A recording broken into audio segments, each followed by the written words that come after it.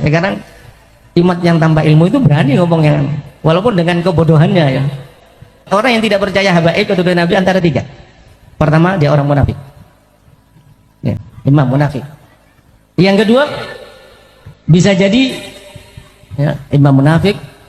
Bisa jadi dia itu pada waktu dilahirkan ibunya berhubungan dalam keadaan haid, bercampur dengan darah haid. Bisa munafik, bisa dia adalah yang benih jadinya dia, bahannya dia dari darah haid. Itu imam itu pernah bicara itu. Sekarang menentang habis-habisan.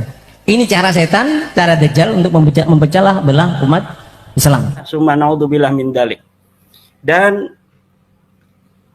batalnya nasabah alawi ini tidak lagi membutuhkan fatwa sebenarnya. Dari orang-orang di Yaman, di Madinah, di Mesir, dimanapun. Juga di Indonesia. Tidak perlu fatwa sebenarnya. Kenapa? Karena batalnya Ba'alawi ini dibatalkan oleh dirinya sendiri. Batalnya Ba'alawi dibatalkan oleh darahnya. Bagaimana Imaduddin ya? Bukan Imaduddin itu, Hadamuddin itu. Bukan tiang agama, tapi celakanya dia tentang keagamannya. Bagaimana menyerang para habaib. Ya, habaib itu seperti matahari yang tidak bisa diingkari. Dari generasi ke generasi mereka keturunannya, apalagi dari Imam Ali Zainal Abidin, Sayyidina Husain, bahkan juga dari Ahmad bin Isa al-Muhajirullah yang pindah dari Irak ke Hadramut. Demikian juga Habib Ubaidillah yang namanya Abdullah tapi merubah diri, dia mengatakan tidak pantas saya mengatakan Abdullah, tapi dirubah diri menjadi Ubaidillah yang dihujat habis sama imam itu.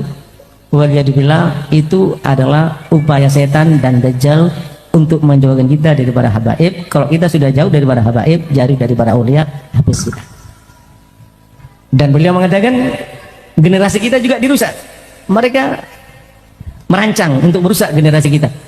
Agar apa? Agar kita berpecah belah. Generasi demi generasi. Sejarah pun dirusak. Ya, sekarang umat yang tanpa ilmu itu berani ngomong yang walaupun dengan kebodohannya ya. Dulu umat itu pernah menyampaikan hadis yang mengatakan barang siapa yang tidak percaya habaib antara tiga perkara. Saya tidak akan bacakan hadisnya. Saya pernah buat konten sama Waladi Ahmad itu. Dia nonton sampai 50.000, yang komentar ribuan, yang menghujat saya habis-habisan, dikatakan budaknya Yaman gitu. Ini pernah dibawakan sama Hadamuddin tadi, bukan Imaduddin, Hadamuddin tadi pernah dibawakan. Orang yang tidak percaya habaib keturunan Nabi antara tiga. Pertama, dia orang munafik ya, imam munafik. Yang kedua, bisa jadi ya, imam munafik. Bisa jadi dia itu pada waktu dilahirkan ibunya berhubungan dalam keadaan haid, bercampur dengan darah haid. Bisa munafik, bisa dia adalah yang benih jadinya dia, bahannya dia dari darah haid. Itu imam itu pernah bicara itu. Sekarang menentang habis-habisan. Ini cara setan, cara dajjal untuk memecah belah umat Islam. Berdasarkan penelitian dari pakar biologi, klan Ba'alawi yang panggil Habib ini, jangankan sebagai keturunan Nabi, orang Arab saja bukan. Maka sesudah terang benderang seperti matahari di siang hari, dalil-dalil yang menyatakan batalnya dari klan Ba'alawi ini, husnudzon itu tidak lagi dibolehkan. Haram hukumnya husnudzon kepada nasabnya Ba'alawi sebagai keturunan baginda Nabi besar Muhammad SAW. Jangan main-main, ini keturunan Rasulullah. Bermain-main dengan nasabnya baginda Nabi. Menyakiti Nabi Muhammad SAW dengan memasukkan orang-orang yang bukan keturunan sebagai keturunannya. Bahkan membelanya bahkan dengan kedustaan dan kebohongan. Na'udzubillah summa na'udzubillah min dalik. Dan batalnya nasabah alawi ini tidak lagi membutuhkan fatwa sebenarnya. Dari orang-orang di Yaman, di Madinah, di Mesir, dimanapun. Juga di Indonesia. Tidak perlu fatwa sebenarnya. Kenapa? Karena batalnya Ba'alawi ini dibatalkan oleh dirinya sendiri. Batalnya Ba'alawi dibatalkan oleh darahnya. Yang darahnya telah diteliti, darahnya telah diperiksa, bahwa darahnya bukan darahnya Nabi. Jadi bukan Imaduddin Utsman yang membatalkan Ba'alawi sebagai keturunan Nabi. Bukan Mufti Yaman yang membatalkan Ba'alawi ini sebagai keturunan Nabi. Bukan Dr. Yasin Al-Kalidari yang membatalkan Ba'alawi Habib-Habib ini sebagai keturunan Nabi. Bukan Dr. Sugeng Sugiarto. Bukan Dr. Ali Kain. Tetapi yang membatalkan Ba'alawi sebagai keturunan Nabi besar Muhammad adalah darahnya sendiri yang sudah diperiksa bahwa darah Ba'alawi ini bukan darahnya baginda Nabi. Na'udzubillah summa na'udzubillah min dalik. Orang-orang yang menyambungkan darah bukan darahnya Nabi kepada Nabi. Neraka ini. Urusannya ini urusan neraka, Mas Rumi. Manin tasaba ila ghairi abihi wa huwa ya'lamu annahu ghairu abih fal jannatu alaihi haram. Orang yang menisbatkan dirinya kepada bukan ayahnya, dia bukan turun Nabi, ngomong saya turunan Nabi. Wa huwa ya'lamu annahu ghairu abi, sedangkan dia mengetahui bahwa dirinya bukan anaknya dari ayah yang diakuinya itu, fal jannatu alaihi haram, maka surga baginya haram. Ba'alawi ini sudah tahu. 180 orang mereka sudah tes DNA, sudah tahu bahwa darahnya bukan darah Nabi. Wa huwa ya'lamu annahu ghairu abi. Kemudian orang-orang ini yang masih mendukungnya, mendukung mereka mengaku nasab yang bukan nasabnya itu. Maka ini merupakan al-i'anah alal maksiyah, bertolong menolong terhadap maksiat dan menyakiti Rasulullah dengan memasukkan kepada keluarga Rasulullah orang-orang yang bukan keluarga Rasulullah, memasukkan kepada turunan Rasulullah orang-orang yang bukan keturunan Rasulullah. Seperti haramnya orang menafikan keturunan Rasul sebagai keturunan Rasul tanpa ada dalil, begitu pula haram memasukkan orang yang bukan keturunan baginda Nabi besar Muhammad SAW sebagai keturunan Nabi. Nah, kemudian mengenai yang sedang dibicarakan oleh Kang Mas Yusuf Mat, pertanyaan tentang Mufti Yaman. Tadi Mas Rumel sudah memberikan kaidah, in kunta naqilan fasihah wa in kunta mudda'iyan fadalil. Kalaulah menukil yang sahih, nukilnya harus benar. Kalau ngomong misalnya ada di dalam kitab tafsir Jalalain, ketika dilihat ada, itu namanya menukil dengan benar. Syekh Zainuddin Al-Malibari mengatakan dalam Fathul Mu'in, itu namanya menukil di tukang mas. Lalu kalau misalnya kita lihat di kitab Fathul Mu'in, apa yang kita ucapkan, kita tukil itu ada. Itu namanya as-sihah, menukilnya sahih. Adapun tentang apakah yang disebutkan oleh Fathul Mu'in itu sahih atau tidak, itu urusan ijtihad. Nanti urusannya di akhirat, benar atau tidak. Demikian. Saya menukil dalam beberapa kesempatan bahwa Mufti Yaman, para penguasa Hausi di Yaman membatalkan 21 marga. Mufti Yaman Syekh Syarafuddin Samsuddin membatalkan 21 marga yang mengaku turun Nabi. Itu pernyataan. Katanya ada di internet. Apakah pernyataan saya itu benar ataukah tidak, itu bisa diverifikasi. Itu bisa diuji. Apakah yang saya katakan itu benar atau tidak? Pertama, qadiyahnya kita taswir satu-satu. Bahwa Syekh Syarafuddin Samsuddin Mufti Yaman. Itu kan qadiyah pertama. Apakah ucapan saya ini benar ataukah tidak? Ini bisa diverifikasi. Di internet ada. Di berita-berita Yaman, betulkah seorang yang bernama Syarafuddin Samsuddin ini Mufti Yaman? Setelah dicari pasti nanti hasilnya betul bahwa Syekh Syarafuddin Samsuddin adalah Mufti Yaman. Ada di internet. Wah, itu berarti nukilnya saya sahih. Satu. Qadiyah yang kedua, membatalkan 21 marga yang mengaku sebagai turunan Nabi di internet. Kita lihat di internet apakah pernyataan saya itu betul ataukah tidak, bahwa Al-Khawsi, mufti Yamannya, itu membatalkan 21 marga yang mengaku turun Nabi di Yaman. Ternyata dilihat di masadir net ada bahwa orang-orang Hausi melalui mufti Yamannya itu membatalkan nasab 21 marga, termasuk Ba'alawi di sana.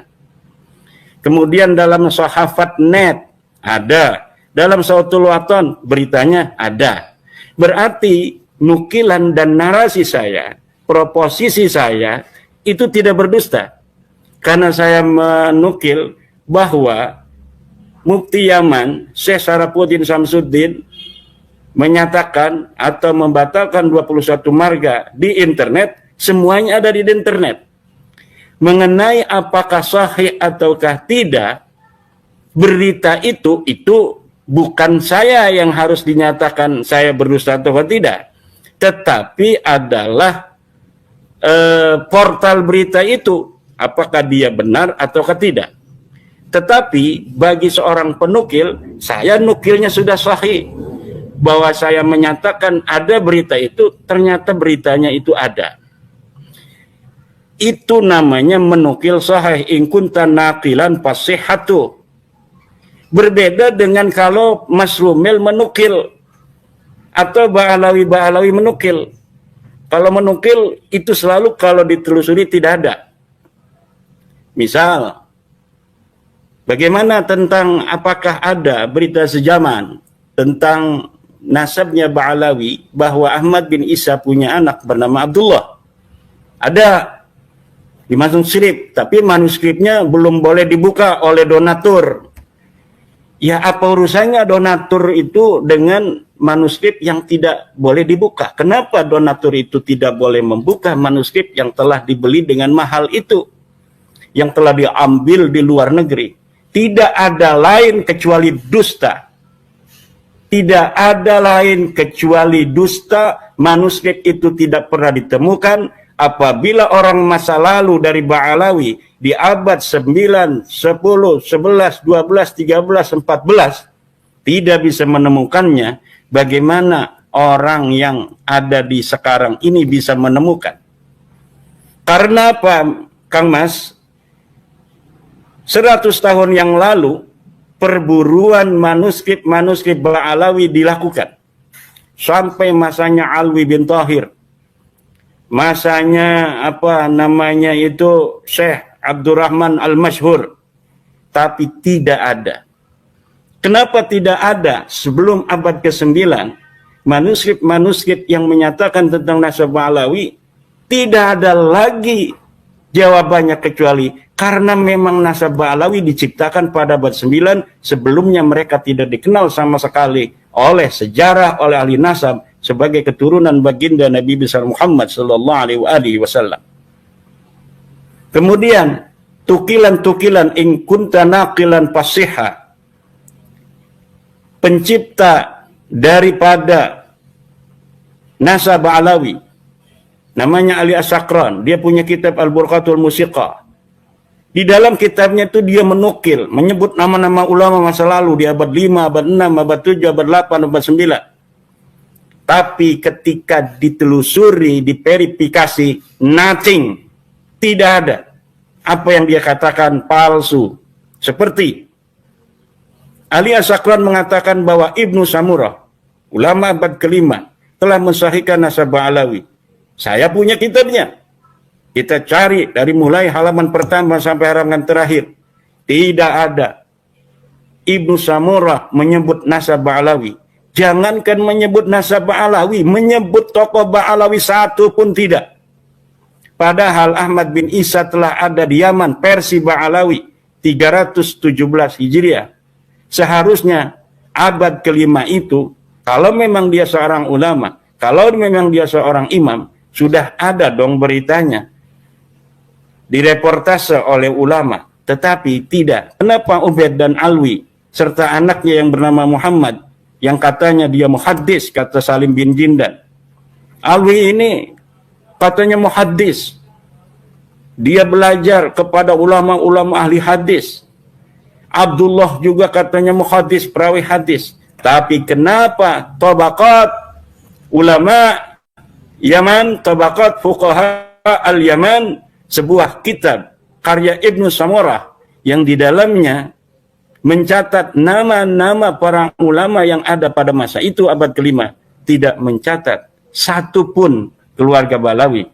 Tidak itu Ahmad bin Isa, tidak itu adalah Ubaidillah, tidak itu Alwi, tidak itu Muhammad yang sudah ada pada abad kelima. Kenapa tidak dicatat? Apakah dia bukan ulama? Bukan hanya bukan ulama, Kang Mas. Karena Abdullah, Muhammad, Alwi tidak ada di Madinah, tidak ada di Yaman. Saya ulangi lagi. Karena Abdullah, Alwi, Muhammad tidak ada di Yaman. Dan mungkin juga tidak ada di dunia ini. Tidak pernah dilahirkan. Dari mulai anaknya Abdullah yang namanya Alwi, kemudian Alwi punya anak Muhammad katanya. Karena nama-nama ini saya telusuri adalah nama-nama pelengkap untuk kesahihan nasab mereka saja.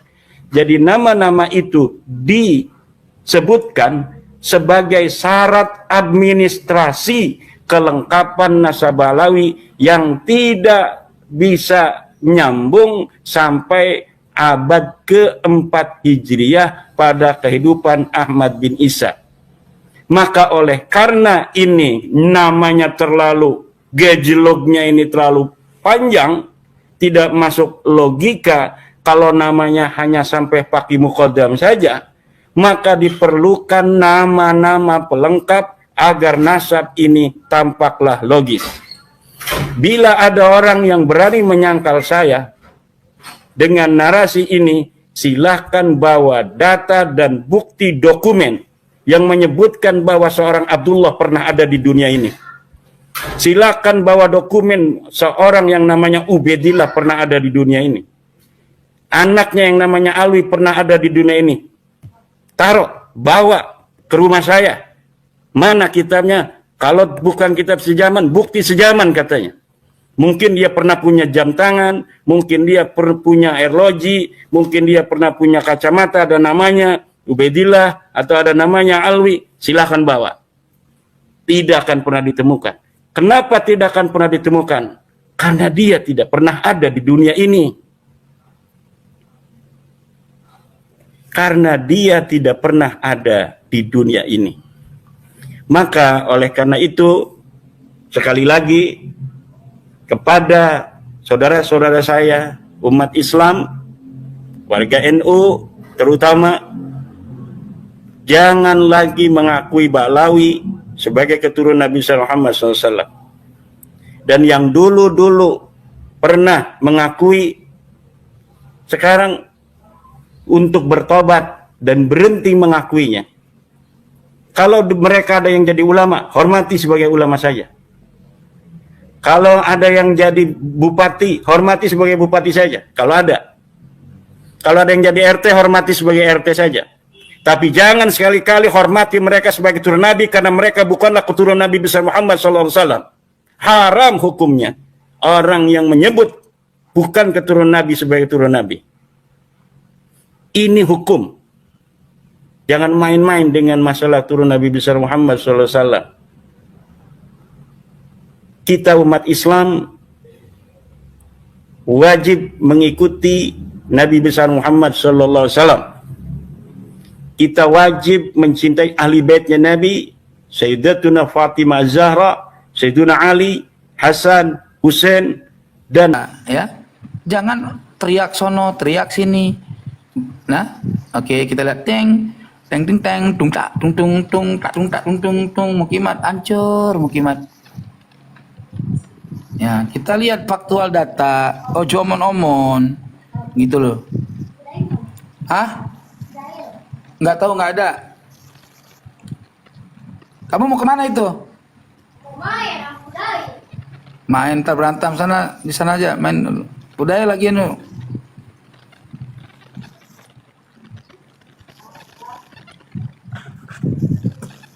Ya perhatikan ini, saya mau ngasih besar ini. Oke. Sudah lihat belum ini? Kelihatan nggak? Kurang gede dikit. Oke, saya gedein sebentar. Saya masukin ada orang-orang yang ingin naik di sini. Oke, saya besarin. Deng, tak, deng, deng, deng, tak, deng, deng, deng. Udah kelihatan? Kurang ke atas. Oke. Nah. Ini Nah, dulu. Ini nah, ya. Abul Ma'ali bukan? Ya, Abul Ma'ali. Oke, sebentar ya. Saya masukin orang mau naik, turun, entah ngapain, naik, turun. Ya. Ini Abul Ma'ali. Kita lihat akurat dulu. Jangan nanti main percaya-percaya aja kata saya, harus akurat. Ya. Nah, ini kamu lihat Abul Ma'ali bukan? Ya, Abul Ma'ali. Berarti Abul Ma'ali punya anak Syaraf Syah bukan? Ya. Syaraf Syah punya anak Ali bukan? Yuk. Oke, kita lihat datanya benar nggak Syaraf Syah? Abul Ma'ali punya anak Syaraf Syah yang ada di kitab ini. Abul Ma'ali ini kan punya anak Syaraf Syah bukan? Ya. Ya kan? Ya. Oke. Nah, Syaraf Syah ini punya anak bontot namanya Ali bukan? Ya. Berarti Ali bin Syaraf Syah bin Abil Ma'ali ke atas, betul? Ya. Anak bontot ini anak bontot. Anak ketiga Ali Syaraf Syah, anak ketiga Syaraf Syah namanya Rukunuddin Abu Muhammad Al Hasan, wafat 715, betul? Betul nggak? Betul. Nah sekarang abangnya yang nomor 3, abangnya ini kan nomor bontot ini. Abangnya yang nomor 3 aja wafatnya 715 Hijri. Ya. Sementara dia dalam perhitungan kelahiran dan kewafatan, wafatnya 730 Hijri. Macam mana bisa bertemu sama Ali bin Syaraf Syah? Bisa bertemu dengan Fakhruddin Ar-Razi. Nih, gak mungkin dong, Bang. Ali bin Syaraf Syah wafat 730 Hijri.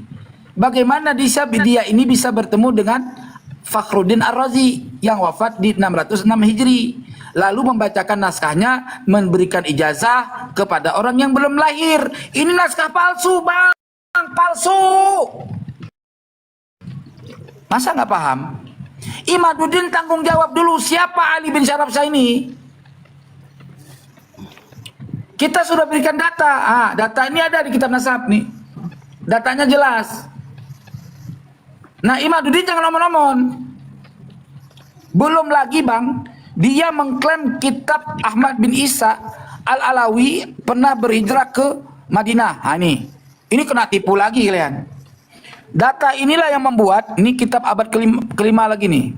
Abad kelima nih. Ya, karangan Syekh Ta'ifah Abi Ja'far Muhammad bin Ibnul Hasan At-Tusi. Ini saya jawab di dalam buku antitesis saya. Ya. Di halaman 200 berapa? Tapi 155 225 coba nggak salah, ya. Ya, 199 berarti makalahnya. Ini data loh, Bang. Ini data nih, Mas. Ini data ini. Imaduddin jahat sekali, Bang. Nih, ya, tak kasih data sama-sama ya. Imaduddin di dalam tesis keduanya dia membuat sebuah narasi. Ini narasi yang dibuat. Ya. Imaduddin membuat data narasi ini. Ya, saya tandain. Kelihatan kan? Ya, tak besari kalau sampean. Aku ini jujur, Bang. Aku ini jujur bicara ilmiah, Bang. Gak usah omon-omon. Ini yang membuat Imaduddin gak berani debat sama saya. Saya gedein lagi biar paham.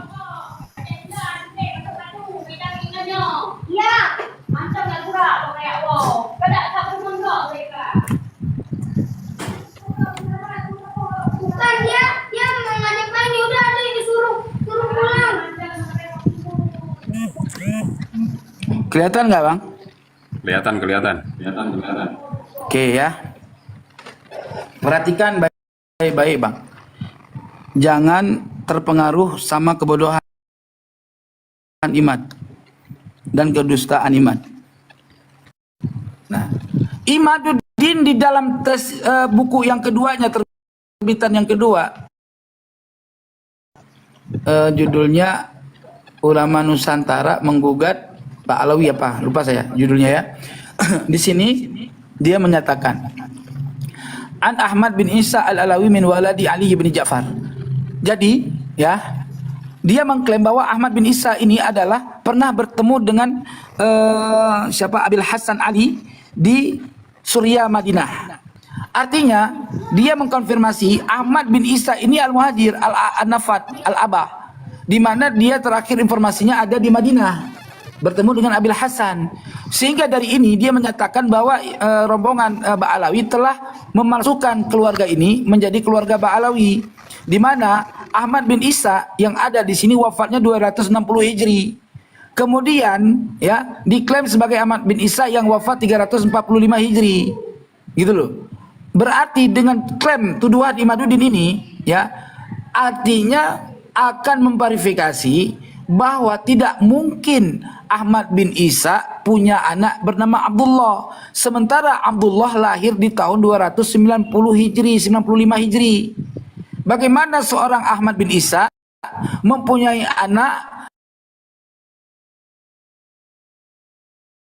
di mana dia sudah meninggal 10 tahun kemudian atau minimal 10 tahun kemudian baru lahir yang namanya Abdullah bin Ahmad bin Isa di 295 Hijri.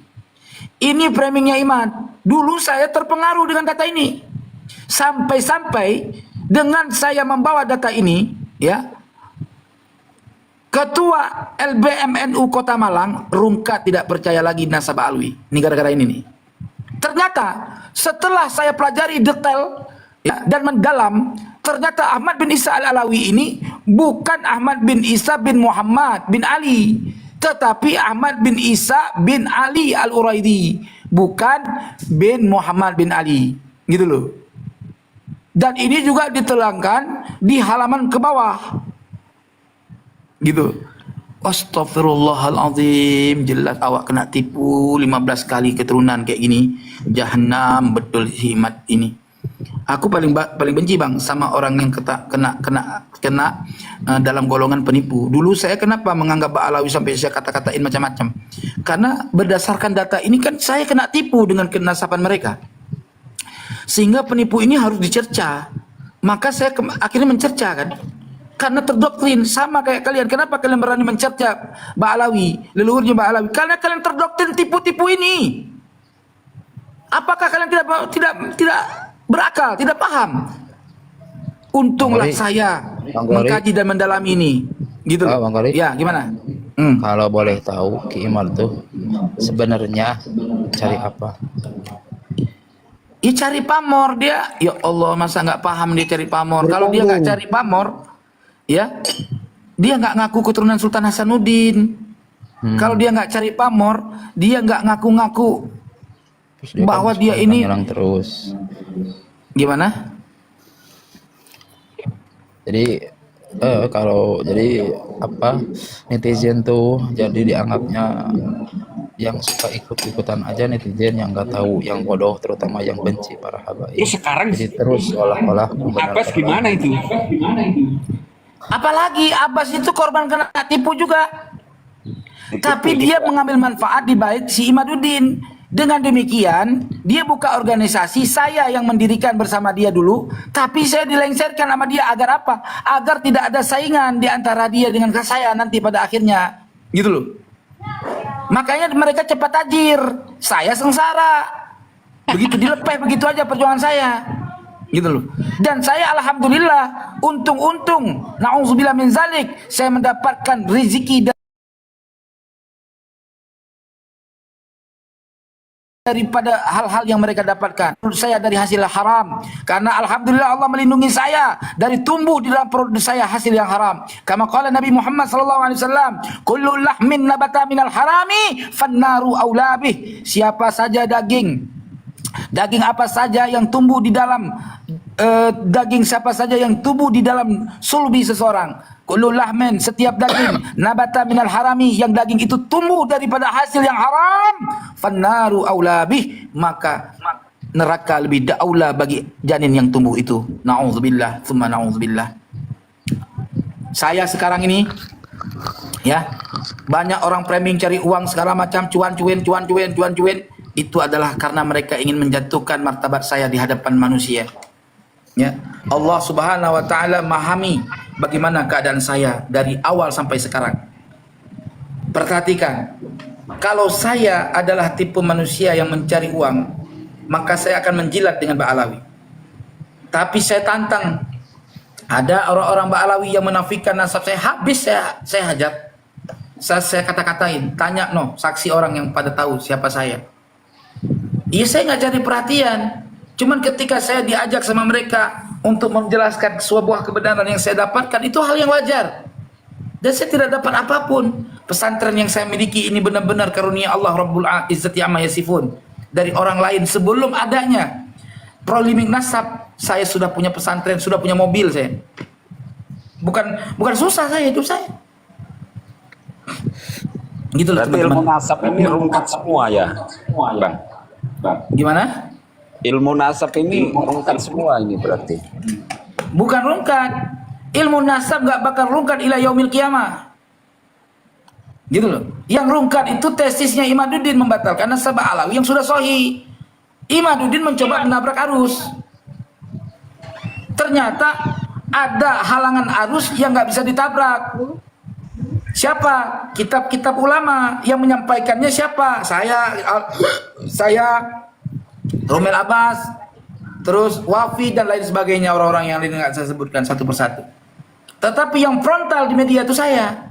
Maka Romel Abbas, Wafi, terus Habib Anip, terus yang lain-lainnya, mereka udah menganggap Anies sudah selesai. Asal ada Tengku Kari sudah kembali untuk mensahihkan nasabah alami, Anies cukup diam aja, biar dia aja yang menyampaikan kebenaran ini.